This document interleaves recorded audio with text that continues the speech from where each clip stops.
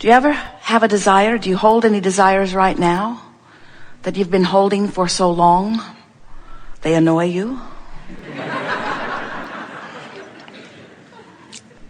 I want to enjoy wanting this, but I've wanted it for so long, and it has been so long in not coming that now it's sort of a sore spot.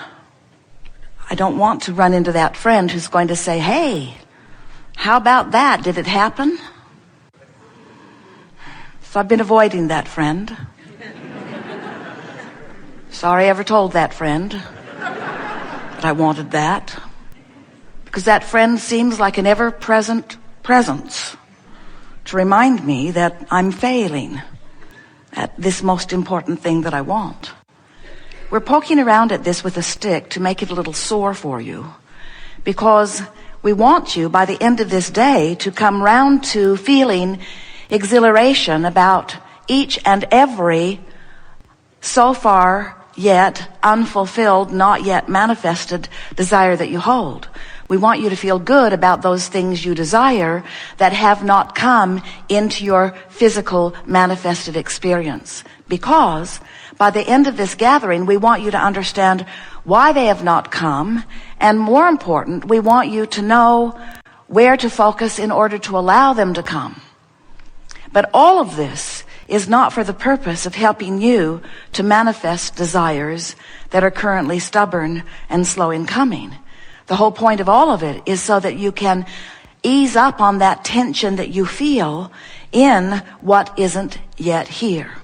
Because if you can figure out how to give yourself a break, how to ease up on the tension you feel for unfulfilled desires, if you can feel easier about things that you want that haven't come, or about things that are currently in your experience that you want not, that you can't figure out how to get rid of, if you can come to this place where you feel ease, even though the manifestation has not yet caught up with the desire, then we will have done the work that we came here to do. Because we know that when you find a way of coming into alignment, which means letting go of tension, coming into alignment, which means lining up with ease, coming into alignment, which means letting go of regret, coming into alignment, which means finding self-love.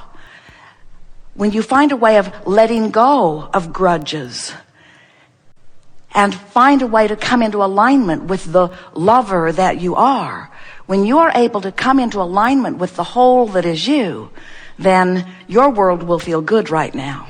And after all, that's why you want everything you want, isn't it? Isn't every single thing you want, whether it's a material object or a state of being or a pile of money or a relationship or a circumstance or an event, isn't every single thing you want because you believe in the having of it you will feel better? And we just want to help you get it turned around in your own mind so that you can feel it in your own being.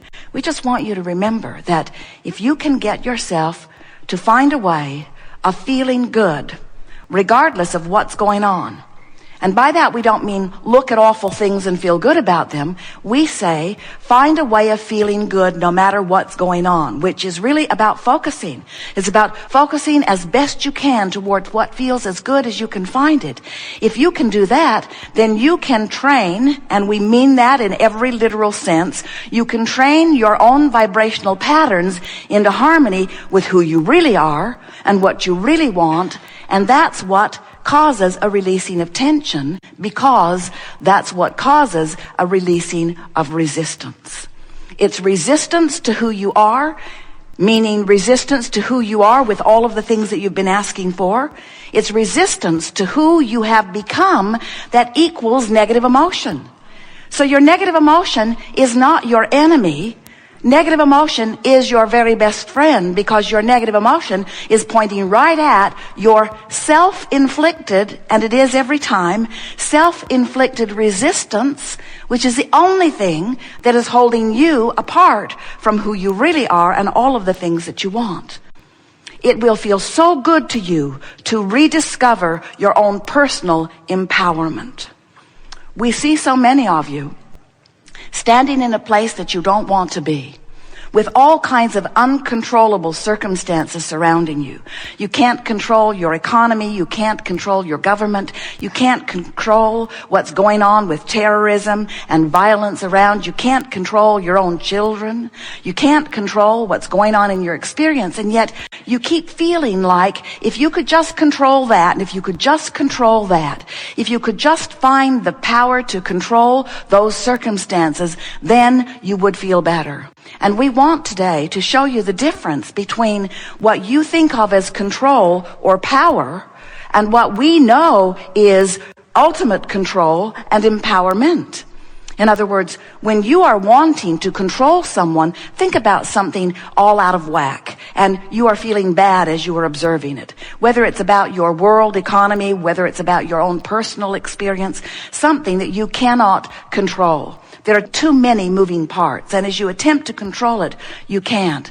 Well, that feeling of control is right over there next to the fear that you've been feeling, right next to the despair that you've been feeling. That control that you try to muster is right there with revenge and anger, isn't it? That feeling of control that so many people want is way over there on the emotional scale, right next to your greatest disempowerment, where empowerment is on the opposite end of the emotional scale. Empowerment is you being in vibrational alignment or in vibrational sync with who you really are. That's your ultimate empowerment, you see.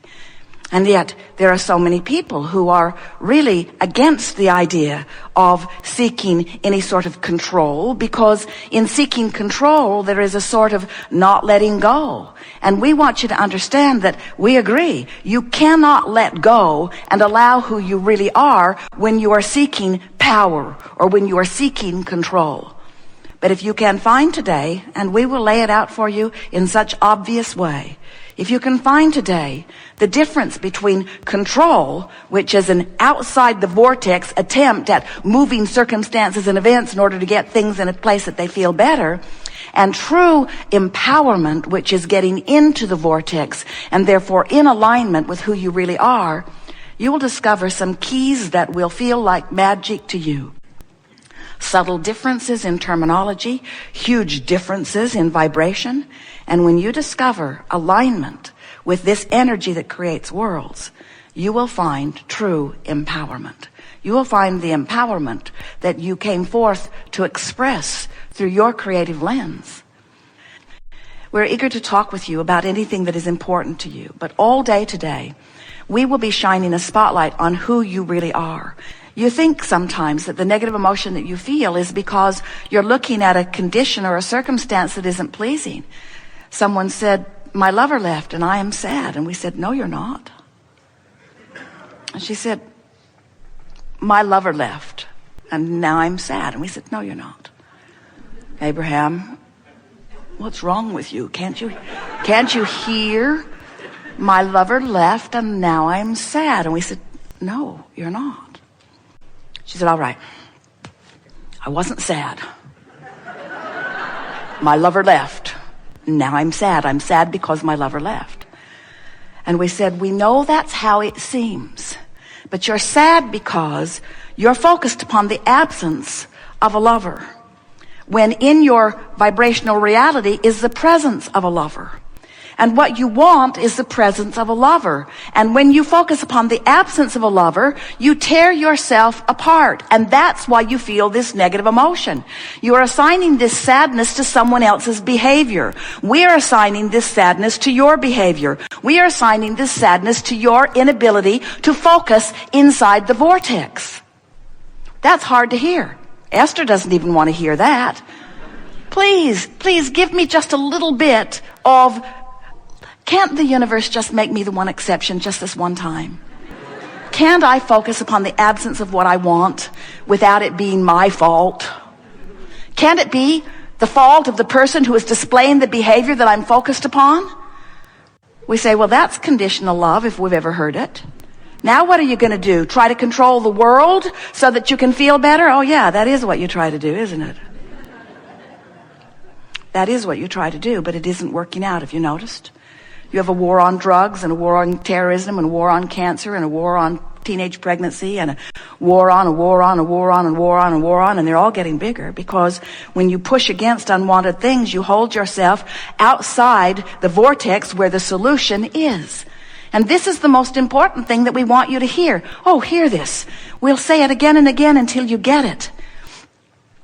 When your life and what you're sifting through, the contrast, helps a problem to come into focus, the whole time that problem is coming into focus outside the vortex for you, oh, you're going to love it. The solution is coming into focus inside the vortex. Thought for thought, point for point. Little problem, little solution. Bigger problem, bigger solution. Boom, boom, boom, boom, boom, boom, boom, boom, boom, boom, boom, boom, boom. We're not kidding you.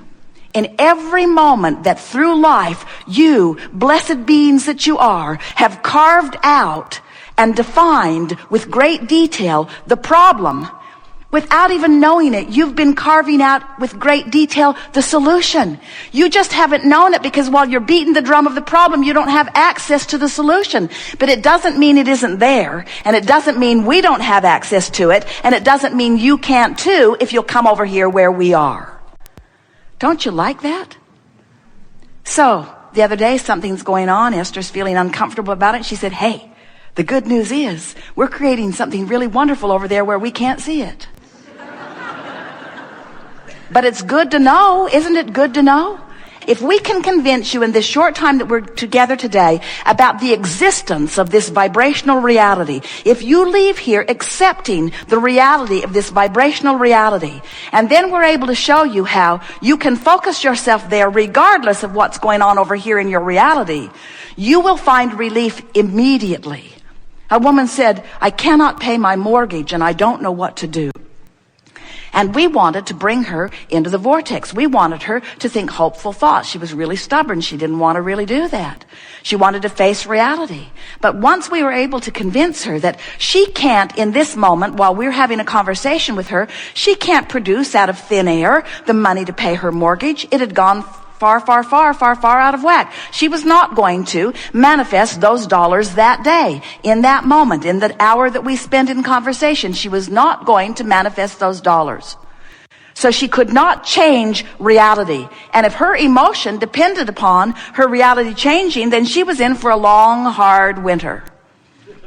But if we could convince her that her emotions don't have to be dependent upon what manifests in this moment, when we were able to convince her that she could go into the vortex where relief is now, she can find relief now. She can't find the money this red hot minute, but she can find relief now, this red hot minute. She can find relief. She can go to the vortex. She can find relief.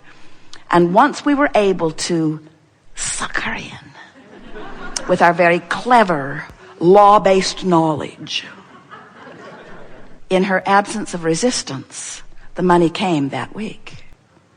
When you release resistance, you release the only thing that is holding you apart from what you want.